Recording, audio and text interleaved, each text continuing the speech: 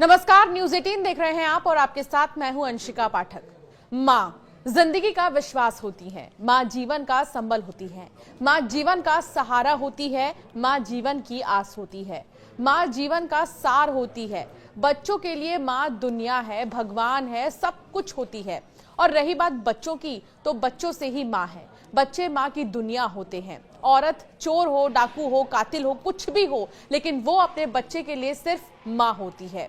मेरठ मामले में मुस्कान की 8 साल की बेटी पीहू जहां हर दिन उसे याद करके रो रही है, तो वहीं अब मुस्कान के चेहरे से मुस्कान गायब हो गई है। जेल में मुस्कान चीख चीख कर रो रही है। उसे अपनी बेटी पीहू की याद आ रही है। जी हां, पति सौरभ का कत्ल कर लाश के टुकड़े करने वाली मुस्कान जेल में रामायण सुन रही है। बैरक में एक बुजुर्ग महिला बंदी उसे रामायण सुना रही है। सोमवार को राम के जन्म की कहानी सुनते ही मुस्कान रोने लगी। उसको अपनी बेटी पीहू की याद आ गई। परिवार के लोग उससे मिलने नहीं आ रहे हैं। जेल में सुबह शाम रामायण पाठ होता है। मुस्कान रोज उसे सुनने जाती है। साहिल मुस्कान की आज न्यायिक हिरासत के 14 दिन पूरे हो जाएंगे। अब पुलिस उनकी रिमांड नहीं लेगी। पुलिस का कहना है कि हमारे पास हत्याकांड के पर्याप्त सबूत हैं, इसलिए रिमांड की जरूरत ही नहीं है। पुलिस ने रिमांड अर्जी दाखिल नहीं की है। जेल प्रशासन के मुताबिक जेल से ही उनकी वर्चुअली पेशी कराई जाएगी। तय है कि कोर्ट उनकी न्यायिक हिरासत को बढ़ा देगी। फिलहाल मुस्कान और साहिल जेल में ही रहेंगे। रविवार को सांसद अरुण गोविल जेल में आए थे। उन्होंने बंदियों को रामायण दी थी। मुस्कान ने भी रामायण ली, मगर वो रामायण पढ़ नहीं पा रही है क्योंकि उसकी एजुकेशन क्लास 9 तक की ही है और रामायण क्योंकि अवधि में लिखी होती है तो उसे और भी ज्यादा मुश्किलें हो रही हैं। वो सामान्य हिंदी तो पढ़ लेती है लेकिन चौपाइयां नहीं पढ़ पाती है, इसीलिए वो अपनी बैरक में मौजूद एक बुजुर्ग महिला से रामायण सुन रही है। इसके अलावा जेल में हर रोज रामायण पाठ होता है। मुस्कान वहां जाकर रामायण सुनती है। तो वहीं जेल सूत्रों के अनुसार जेल में मुस्कान को दूसरी बंदी महिला ने रामायण का बालकांड सुनाया। इसमें जैसे ही राम जन्म की कहानी आई, उसे सुनकर मुस्कान अपनी बेटी को याद करने लगी और चीख चीख कर रोने लगी।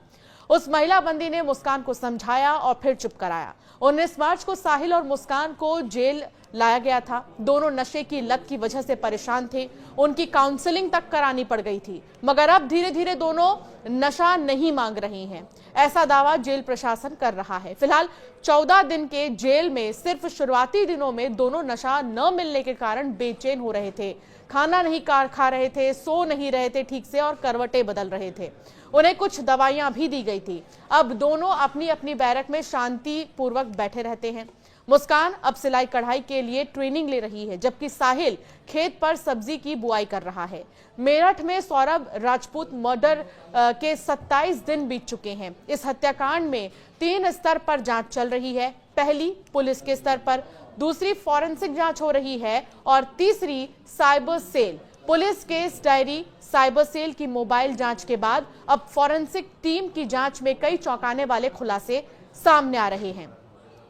एक तरफ जहां मुस्कान को अपनी गलती का पश्चाताप है, तो दूसरी तरफ अब मुस्कान रामायण सुनकर अपने किए पाप का प्रायश्चित करना चाह रही है। प्रायश्चित का अर्थ क्या होता है? मन, बुद्धि और कर्मों का शुद्धिकरण ही प्रायश्चित है।